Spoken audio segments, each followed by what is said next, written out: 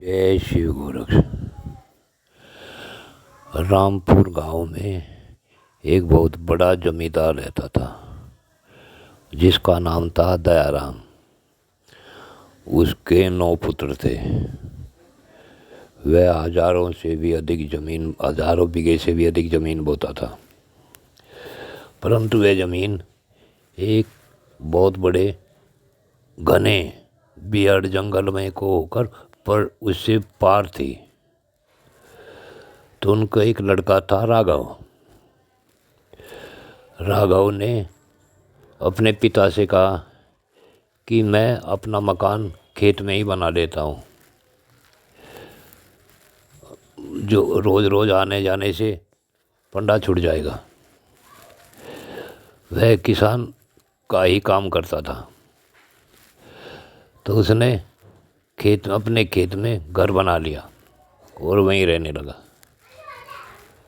राघव की पत्नी का नाम था छवि। वह बहुत सुंदर थी और दोनों बड़े प्यार से रहते थे। उन्हें एक लड़का हुआ। उन्होंने उसका नाम रखा केशव। छवि प्रभु भक्त थी और भगवान कृष्ण की बहुत बड़ी उपासक थी। वह अपना घर का कार्य करती और भगवान कृष्ण की भक्ति में लग जाती। दिन रात भक्ति करते करते उसने एक कर दिया। उसकी भक्ति से भगवान कृष्ण भी बड़े प्रसन्न हुए।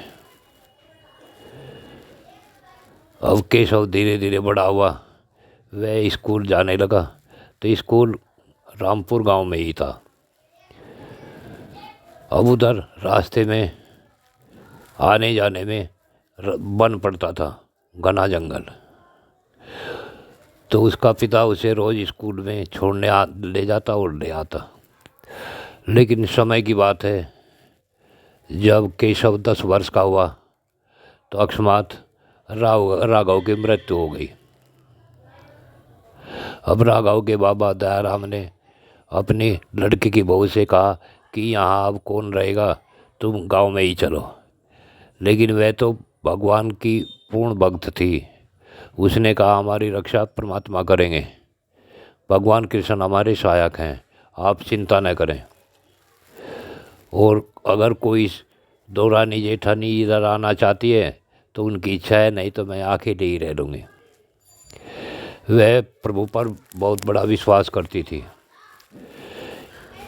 जब स्कूल में जाने का लड़के का समय हुआ केशव का, तो उसने कहा माता मुझे तो जंगल में डर लगता है। तो उसने उस समय वह भक्ति कर रही थी।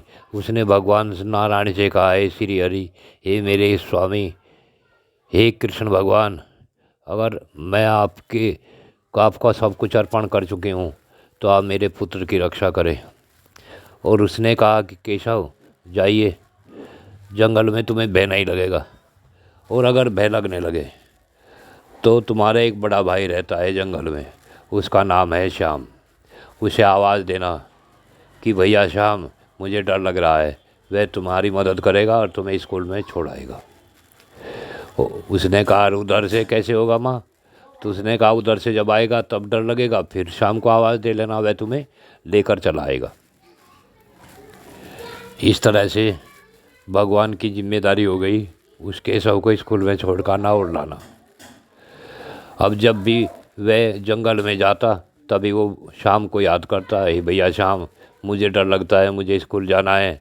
शाम तुरंत आ जाता और उसे उंगली पकड़ कर ले जाता। उधर से भी वह इसी तरह लेकर आता था। काफ़ी दिनों के बाद एक बार सभी अध्यापक बोले कि सभी बच्चों सुनो, कल सबको यहाँ दूध लेकर आना है। वह भी चला गया। उसने अपनी माता से कहा, माता जी हमारे गुरुजी ने हमसे दूध मंगाया है। वह बोली, बेटे हमारे तो यहाँ अब कोई भैंस भी दूध नहीं देती, न गाय दूध देती। वह बोला कि उन्होंने तो मंगाया है। उसने कहा ठीक है कोई बात नहीं। और उस समय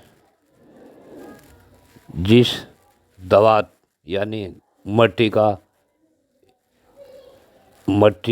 का एक छोटा सा बर्तन, जिसे पहले कुल्लो कहते थे, उस कुल्लो को उसने उसे दे दिया और बोली कि ये ले जा और शाम से कहना कि मास्टर जी ने दूध मंगाया है।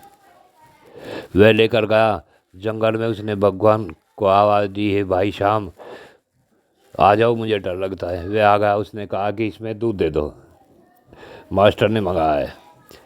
तो भगवान ने उसे दूध से भर दिया और बोला कि जाकर इसे कह देना कि गुरुजी हमारे यहाँ तो यही दूध है।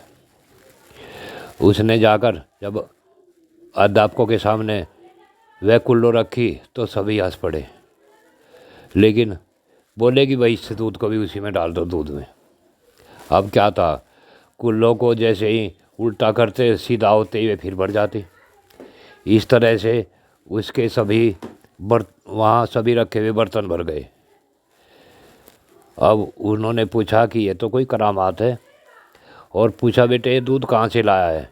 उसने कहा कि हमारे घर तो दूध नहीं होता, मेरा एक भाई श्याम जंगल में रहता है, यह उसने दिया है। उन्होंने कहा कि उस शाम से हमें मिलाओ। वह बोले ठीक है चलो मेरे साथ। अब जब वापस आए तो उसने फिर कहा कि भैया श्याम मुझे डर लगता है, आ जाओ। तो श्याम ने आवाज़ दी, भैया अब तुम्हारे साथ तुम्हारे अध्यापक हैं और ये तुम्हें घर छोड़ाएंगे, अब तुम घबराओ मत, जब कोई नहीं होता मैं तब तुम्हारे साथ होता हूँ। यह आकाशवाणी सबने सुनी और सभी अचंभित रह गए